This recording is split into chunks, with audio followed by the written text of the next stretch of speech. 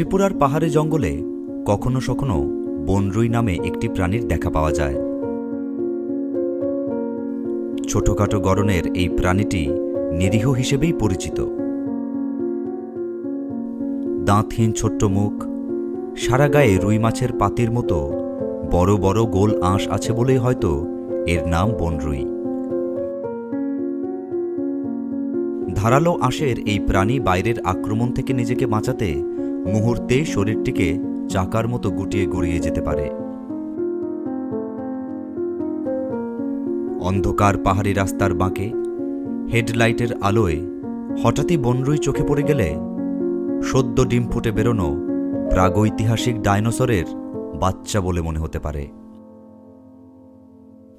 পিপিলিকা ভুক হওয়ার কারণে ভূকম্পনের আগে বনরুইয়ের অস্থিরতা লক্ষ্য করা যায়। কারো কারো বিশ্বাস, অদূর ভবিষ্যতে কুশিয়ারা ব্রহ্মপুত্র বরাক নদীর একাকার জলোচ্ছ্বাস গোটা উত্তর পূর্বকে তলিয়ে নেওয়ার আগে একমাত্র বনরুই টের পাবে মহাপ্লাবনের আসন্ন সংকেত। এ পর্যন্ত শুনে আপনারা বলে উঠবেন, আরে এ তো প্যাঙ্গোলিন।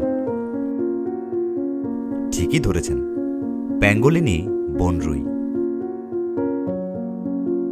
বিলুপ্তির সম্ভাবনা ছাড়া যার সঙ্গে আর কোনো সাদৃশ্য আমার নেই।